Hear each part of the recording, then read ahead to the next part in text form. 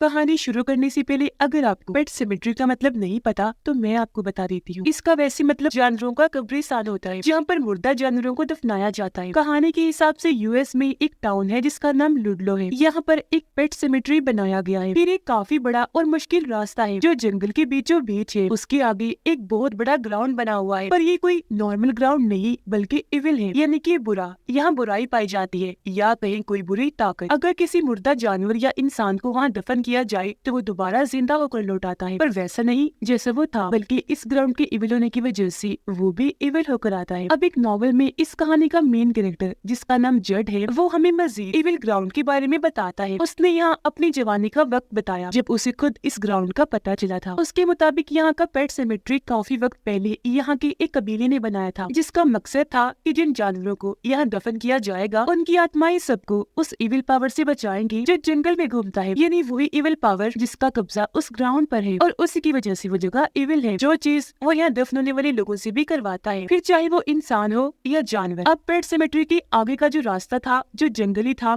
उसे बंद कर दिया गया ताकि इस रास्ते से गुजरकर कोई उस इविल ग्राउंड में ना जाए, जिससे हम समझ पाए कि पेट सेमेट्री एक अच्छी जगह है जबकि इविल ग्राउंड बहुत ही बुरी। अब यहाँ जड ने इस कहानी की मशहूर लाइन भी बोली जो थी समटाइम्स डेड इज बेटर, यानी कि कभी कभी मरना अच्छा भी होता है। अब ऐसा उसने क्यों कहा ये तो हम कहानी में ही जानेंगे। जिसके बाद हम आ जाते हैं जड की कहानी पर। जब वो जवान था उसने अपनी दोस्त से शादी कर ली और वो अपनी फैमिली के साथ इस टाउन लुडलो में ही रह रहा था, पर अब वो इस टाउन को छोड़ के जाने की तैयारी कर रहा था क्योंकि ऐसा करने के लिए उसके डैड ने कहा था, जबकि उसकी मॉम नहीं चाहती थी। अब यहाँ जड के डैड सिर्फ एक ही काम करती थी, वो घर के बाहर बैठकर हमेशा सिगरेट पीती रहती थी, पर ऐसा करना भी उनका कोई मकसद था। अब कल रात इस टाउन में एक वाकया हुआ जिसके बारे में कोई नहीं जानता। इस टाउन के आदमी का बेटा जंग में लड़ने गया था जिसका नाम टिमी था, पर वहाँ से वो जिंदा बचकर नहीं आया। उसकी लाश आई थी जिससे उसके डैड उसी ग्राउंड में दफन कर देते हैं, पर थोड़ी ही देर में वो दोबारा जिंदा हो जाता है और आते ही उसने अपने डॉग पर हमला करके बुरी तरह उसे मार दिया, जिसका मतलब कि अब जो दोबारा जिंदा हुआ वो टिमी नहीं बल्कि इविल पावर की तरफ से भेजी गई बुराई है जो अब पता नहीं कौन कौन सी तबाही लाने वाला था। इसलिए जड के डैड चाहते थे कि वो इस टाउन को छोड़कर चला जाए ताकि उसके साथ कुछ गलत ना हो। अगले दिन जड को सामान खरीदने जाता है जहाँ उसकी जेब से एक तस्वीर नीचे गिर जाती है, जिस तस्वीर में थे जड, टिमी और इनका ही एक दोस्त जो बचपन में तो काफी अच्छी दोस्त हुआ करती थी पर अब नहीं। अब तभी यहाँ टिमी के डैड आए जो दरअसल टिमी की भूख मिटाने के लिए कच्चा मांस खरीदने आए थे। वो यहाँ जड को भी बता देते हैं कि टिमी जंग से वापिस आ गया है, पर अब वो इविल है ये बात नहीं बताते। पर अब सामान लेकर जड घर आ गया। रात को जब ये फैमिली खाना खा रही थी तो जड अपने डैड को भी बता देता है कि टिमी वापिस आ चुका है, जिसके बाद अगले दिन ये दोनों बाप बेटे आखिरी बार आइस स्केटिंग देखने जाते हैं, यानी बर्फ पर दौड़ने का जहाँ मैच चल रहा था। यहाँ जड को अपने बचपन का दोस्त भी नजर आता है, पर दोनों आपस में कोई बात नहीं करते। इतनी ही देर में यहाँ टाउन का मेयर, शेरिफ और एक ऑफिसर आ जाते हैं जो देखने से काफी परेशान लग रहे थे कि शायद उन्हें कोई टेंशन सता रही है। पर जब यहाँ जड आया तो वो कहते हैं कि हम तुम्हारे लिए खुश हैं क्योंकि तुम इकलौते हो जो इस टाउन को छोड़कर जा रहे हो। जिसके बाद अगले ही दिन जड और उसकी वाइफ उसकी मोम डैड को अलविदा कहकर गाड़ी में बैठे और यहाँ से निकल गए। पर जैसे ही टाउन को क्रॉस करने लगे अचानक एक कौवा इनकी गाड़ी से आकर टकरा गया, जिससे इनकी गाड़ी के सामने वाला कांच टूट गया और ऐसे ही टाउन से नहीं निकल पाए, इन्हें यही रुकना पड़ा। अब जब ये दोनों बाहर निकल कर आए तो इनकी गाड़ी के सामने टिमी का डॉग बैठा हुआ था जिसकी हालत बहुत ही खराब लग रही थी क्योंकि जब टिमी इविल होकर आया था तो उसने अपने डॉग को तो मार दिया था, पर बाद में टिमी के डैड ने डॉग को भी उस ग्राउंड में दफन कर दिया जो अब जिंदा होकर आ गया है पर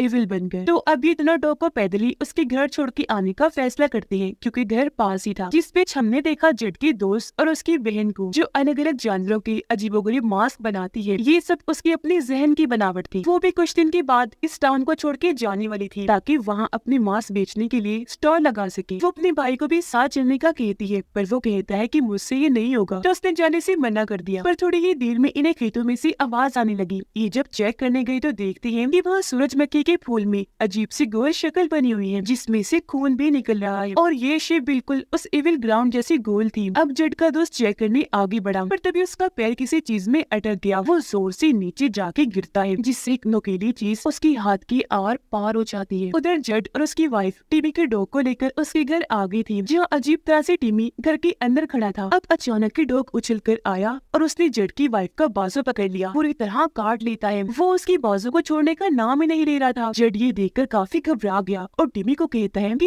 अंदर खड़े क्या देख रहे हो, आकर डॉग को हटाओ। पर टिमी फिर भी नहीं आया। काफी देर के बाद जब उसका खुद दिल किया वो बाहर आया और अब उसने गोली चलाई, जिसे अब जाकर डॉग ने उसकी बाजू को छोड़ा, जिसके बाद टिमी अपने डॉग को लेकर अंदर चला गया। इनकी मदद तक नहीं की तो अब जट खुद ही अपनी वाइफ को लेकर हॉस्पिटल गया, जिससे यहाँ एक बात तो तय हो गई कि अभी फिलहाल ये टाउन छोड़कर नहीं जा सकती, कम से कम 3-4 दिन, क्योंकि उसकी वाइफ को ये हॉस्पिटल में रहना था। फिर जब जट वहाँ से बाहर आया तो बाहर उसकी मुलाकात अपने बचपन के दोस्त से हो गई, जो अपने हाथ की पट्टी करवाने आया था। और अब आखिरकार ये इतने दिन के बाद एक दूसरे से बात कर ही लेते हैं। इन्होंने काफी बातें भी की और इस बारे में भी कि जब से टिमी वापस आया है उसका बर्ताव काफी अजीब हो गया है। पर क्यों, ये जानने के लिए जट दोबारा से टिमी के घर आया, जहाँ वो दिल दहला देने वाला नजारा देखता है कि टिमी ने एक पिग को मारकर उसे पूरा चीर दिया है, जिसका मांस वो बैठा खा रहा था और उसके हाथों से खून टपक रहा था। वो किसी दरिंदे से कम नहीं लग रहा था। अब जट पहले तो घबरा गया, पर हिम्मत करके जब वो उसके पास जाने लगा, यहाँ टिमी के डैड आ गए। उनकी तरफ देखकर जैसे जट ने टिमी को देखा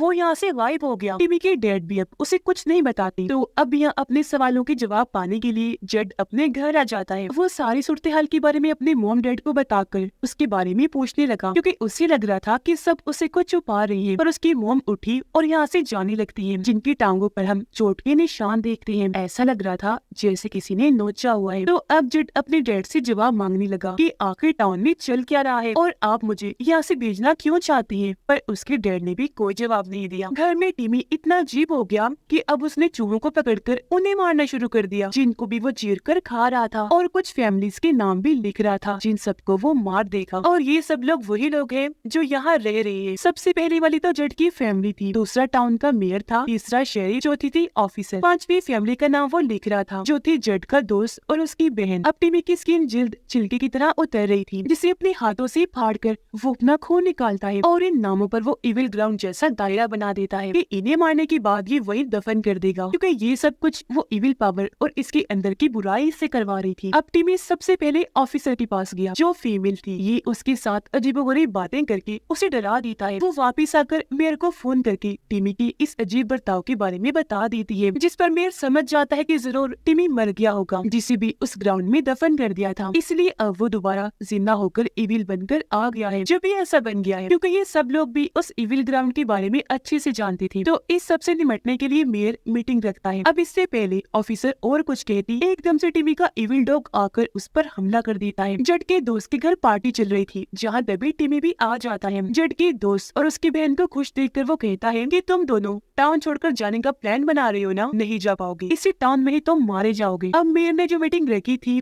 उसमें वो खुद शेरिफ और जट के डैड भी आ गई थी, जिसकी थोड़ी ही देर के बाद वो फीमेल ऑफिसर भी, जिसके चेहरे पर डॉग के नाखूनों के निशान थे, क्योंकि जब डॉग ने इस पर हमला किया था ऑफिसर ने उसे मार दिया। और अब यहाँ हमें पता चला कि ये लोग काफी बहादुर ताकतवर हैं और कई सालों से इस टाउन की हिफाजत करते आ रहे हैं। इनसे पहले इनके मॉम डैड और पूरी फैमिली किया करती थी। अब डॉग तो मर गया था, सिर्फ अब मारना था टिमी को, और इस बारे में ही वो बातचीत कर रहे थे। रात की वक्त जट जब सो रहा था तो बार बार उसे डरावने सपने आ रहे थे, जिनसे उसकी आँख खुल जाती है। उसकी नजर खिड़की पर गई, जहाँ कोई खड़ा हुआ था। वो घबरा गया, गन लेकर जल्दी से बाहर आया चेक करने, पर वहाँ कोई भी नहीं था, बस सीढ़ी खिड़की के पास रखी हुई थी। वो अब और आगे गया चेक करने, जहाँ उसे अपने बचपन की वही तस्वीर मिलती है, जिसमें वो तीनों दोस्त थे, पर अब तस्वीर में इनके चेहरे सिगरेट से जला दिए गए थे। ये तस्वीर को देख ही रहा था कि तभी एक ट्रक वहाँ से गुजरा। तब जल्दी से जट साइड पर हुआ और बाल बाल उसकी जान बच पाती है। फिर अब जब वो घर वापिस आया अपने दोस्त को देखता है जो खिड़की से अंदर आ रहा था, और क्योंकि उसने जट के हाथ में गन देख ली थी तो वो घबराते हुए कहता है कि नीचे करो गन, मैं नहीं था, क्योंकि वो भी दरअसल टिमी ही था जो बाहर खड़ा होकर इन पर नजर रखे हुए था। अब ये दोनों दोस्त चर्च गए, क्योंकि वहाँ पर इनको अपने सवालों के जवाब मिल जाएंगे। दरअसल चर्च में सारा रिकॉर्ड मौजूद था इस टाउन के बारे में, पर तभी पीछे से टिमी जट की दोस्त की बहन के पास पहुँच गया। इसने बाहर जाकर चाकू उसके पेट में घुसाकर और पार कर दिया। अब उसके पास भी चाकू था, जिसे वो टिमी की बाजू पर मारकर कट लगा देती है और जल्दी से यहाँ से भागकर बाहर आई, पर टिमी उसे पकड़ लेता है और अब उसने जट की दोस्त की बहन को जान से ही मार दिया और उसे भी ले जाकर उस इविल ग्राउंड में दफन कर देता है। अब जट और उसका दोस्त प्रीस्ट के पास आए, जो इनको सारा रिकॉर्ड दे देता है, जिसमें इस टाउन की तारीख के बारे में सब कुछ लिखा हुआ था, जिसके मुताबिक ये कहानी काफी साल और पीछे आ जाती है, जहाँ पर लुड्लो नाम का एक आदमी इस जगह पर अपने साथियों के साथ आया था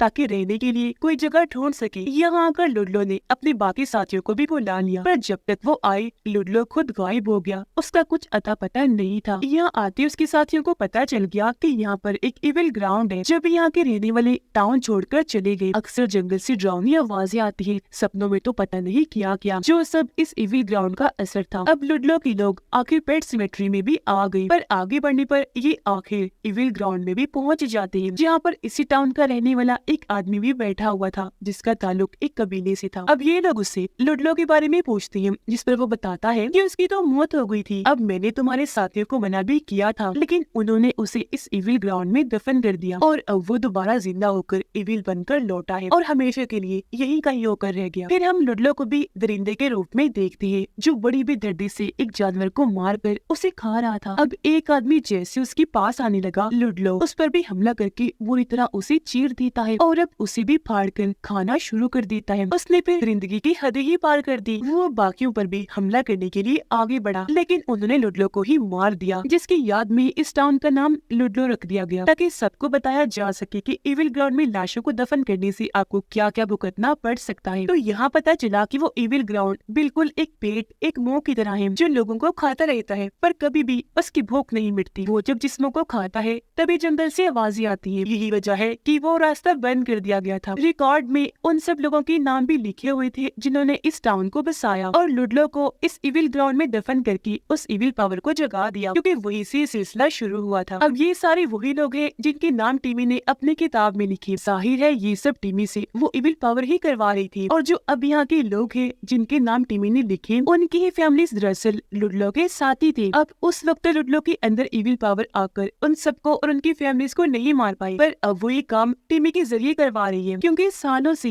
पहले उनके फोर फादर्स यानी फैमिली के बड़े लोग ये करते आ रहे थे, यानी इस इविल पावर को रोकना, पर अब उनकी जगह ये सब लोग कर रहे थे, यानी कि जज के डैड, मेयर, शेरिफ और ऑफिसर, क्योंकि लुडलो के साथी इन लोगों के ही बड़े थे। वो ऐसा इसलिए कर रहे थे कि जो गलती उनके बड़ों से हुई, लुडलो को वहाँ दफन करके ये सब उसे ठीक करना चाहते थे। अब यहाँ जज के डैड के पास एक पुरानी डायरी थी जो उसे उनके डैड ने दी थी और फिर उन्हें दी थी इसके दादा ने, जिस पर सब कुछ लिखा हुआ था कि इसकी शुरुआत कैसे हुई और अब खात्मा कैसे होगा, यानी इस इविल को मारा जा सकता है पर सिर्फ उसकी आंखों पर वार करके। टिमी के डैड जब घर आए तो देखते हैं कि टिमी किसी इंसान को बुरी तरह मारकर उसका मांस खा रहा है। ये देखकर उन्हें अपनी गलती का एहसास हो रहा था कि मुझे भी इसे खत्म कर देना चाहिए, क्योंकि अब ये खतरनाक बन चुका है। जड अपने डैड के पास आया, बताता है कि अब मैं भी इस टाउन की तारीख के बारे में जान गया हूँ, जो सुनकर जड के डैड उसे पेट सिमेट्री में लेकर गई, जहाँ आगे से उस इविल पावर की आवाज आ रही थी। उसके डैड बताते हैं कि ये रास्ता तुम्हारे परदादा ने ब्लॉक किया था ताकि कोई वहाँ ना जा सके, क्योंकि ये सिलसिला किसी बीमारी की तरह है जिसे हमने रोकना है। अब जड का दोस्त घर आकर देखता है कि सामान बिखरा पड़ा है और तो और उसकी बहन भी नहीं है, क्योंकि उसे तो टीमी ने मारकर उस इविल ग्राउंड में दफन कर दिया था, जो अब जिंदा होकर हॉस्पिटल में गई, जहाँ जड की वाइफ को रखा गया था। जड के दोस्त की बहन की हालत काफी खराब लग रही थी, जिसे देखकर नर्स डॉक्टर को बुलाने चली जाती है, पर ये तो डॉक्टर को मार के ही अंदर घुसी थी। उसकी हालत देखकर जड की वाइफ उसके पैरों को साफ करने लगी, पर उसकी खाल तो छिलके की तरह उतर रही थी, जो देखकर जड की वाइफ डॉक्टर को बुलाने बाहर गई, जहाँ उसे डॉक्टर की लाश मिली जिसकी गर्दन को तोड़ दिया गया था। ये देखकर नर्स भी काफी डर रही थी, पर तभी उसने आकर नर्स को भी बीच में से चीर दिया, जिसका खून जड की वाइफ के मुंह पे जाके गिरता है। अब जब तक जड यहाँ आया, उसके दोस्त की बहन उसकी वाइफ को यहाँ से ले जा चुकी थी। जमीन पर खून और जिस्मों के हिस्से पड़े थे और वहाँ उसने देखा था फार्म, इन्हीं के टीमी का घर, जो देखकर जड जल्दी से वहाँ पहुँचा, जहाँ पर पहले से ही सारे लोग आए हुए थे। टीमी के डैड भी अब इन लोगों की साइड हो गए थे, क्योंकि उन्हें अंदाजा हो गया था कि मेरा बेटा कितना इविल खतरनाक हो गया है, जिसका अब मरना ही जरूरी है, और अब वो भी इन लोगों का साथ देगा अपने बेटे को मारने के लिए। इनका प्लान था कि ये घर में आग लगाकर टीमी को मार देंगे। अब यहाँ से मेयर और ऑफिसर घर की दूसरी साइड पर चले गए। शेरिफ बाहर पेट्रोल छिड़कने लग गया, जबकि बाकी सब घर के अंदर चले जाते हैं। अब इनका काम था जड की वाइफ, उसकी दोस्त की बहन और टीमी को ढूंढना। ये जब अपना काम कर रही थी तो टीमी मेयर को देख लेता है, वो उसे खींचकर अपने साथ ऊपर ले गया और उसे मारकर काम तमाम कर देता है, जिसके बाद वो जोर से आकर ऑफिसर पर हमला करके उसे भी बुरी तरह मार देता है। जिसके बाद वो शेरिफ के पास गया और उसका चेहरा कुचलकर उसकी भी जान ले लेता है, और अब यहाँ उसने खुद ही घर को आग लगा दी थी। घर के अंदर जड उसके दोस्त का सामना उसकी बहन के साथ हो जाता है, जो क्योंकि इविल थी तो अपने ही भाई पर हमला करके उसके जिस्म पर कर्स लगा रही थी। ये देखकर जड उसकी बहन को गोली से उड़ाने वाला था, पर क्योंकि ये तो वो उसकी बहन ही, इसलिए उसने जड को गोली चलाने से मना कर दिया। जब गन फेंककर जड अपनी दोस्त को संभालने में लग जाता है, तो अब यहाँ मजबूरन गोली जड के डैड को चलानी पड़ी। पड़ी। ये जेट की दोस्त के जख्म देख ही रहे थे। ये तभी जेट के डैड ये लाइन बोलने लगते हैं, यानी समटाइम्स डैड इज बेटर। जिस बीच जेट की दोस्त की बहन ने गन को जेट के डैड के आर पार कर दिया और अब ये देखकर जेट का दोस्त खुद ही गन से अपनी बहन की आंख पर शॉट कर देता है, जिससे वो भी मारी गई। पर अब यहाँ जेट की डैड भी खत्म हो गई थी। अब जेट और उसके दोस्त के पास टिमी के डैड आए, जो इन दोनों को बेसमेंट के रास्ते निकालने लगते हैं। पर इन्हें क्या पता था कि खतरा यानी कि टिमी तो वही छुपा हुआ है। बेसमेंट में टिमी ने कई सारी सुरंगें बनाई हुई थी, जिनमें से एक के अंदर जब जेट जाने लगा तो उसी वहाँ अपनी वाइफ का लॉकेट मिला, जिसका मतलब कि वो अंदर ही है। पर ये तो असल में टिमी की चाल थी, जिसे ये लोग समझ नहीं पाए और सीधा सुरंग के अंदर चले जाते हैं। अंदर कुछ और सुरंगें थी, इसलिए तीनों अलग अलग हो गई ताकि जेट की वाइफ को ढूंढ सके। अब तभी टिमी के डैड के सामने टिमी आ जाता है। इससे पहले वो उसे मारते, उन्हें उसके साथ गुजारे गए बचपन के कुछ पल याद आ जाते हैं, क्योंकि जो भी है था तो वो इनका बेटा ही। अब वो उसे नहीं मार पाई, लेकिन टिमी अपने ही डैड पर हमला करके उनकी जान लेकर यहाँ से भाग जाता है। उसने इनके जिस्म को भी फाड़ दिया था। अब ये देखकर तो जेट और उसके दोस्त काफी डर गए और वो जल्दी से निकलकर बाहर आ जाते हैं। पर जेट की वाइफ तो अभी भी वहीं बंधी हुई थी। उसके हाथ पांव बांधकर टिमी ने यही रखा हुआ था, जिसके ऊपर अब धीरे धीरे करके कीचड़ गिरने लगा था। मुंह बंदे होने की वजह से उसका सांस लेना भी मुश्किल हो रहा था। अब तभी बाहर टिमी जेट के दोस्त को खींचकर अपने साथ ले जाता है और उसे बड़ी चालाकी से एक ट्रैप इन्हीं जाल के ऊपर लिटा देता है। अब अगर ये उठा या यहाँ से भागने की कोशिश की तो इसके जिस्म के टुकड़े टुकड़े हो जाएंगे। अब तभी यहाँ जेट आकर उसे एक गन देता है और खुद गया वो टिमी के पीछे, जहाँ वो भी पानी में जेट के आने का इंतजार कर रहा था। जैसे ही जेट लाख के पास गया, टिमी उसे अंदर खींचकर पानी में डुबोकर मारने लगा। अब ये देखकर दूर से जेट की दोस्त ने उनकी तरफ गन करके गोली चला दी। गोली आकर सीधा टिमी की आंख में लगी और क्योंकि इविल को आंख में मारने से खत्म किया जा सकता है,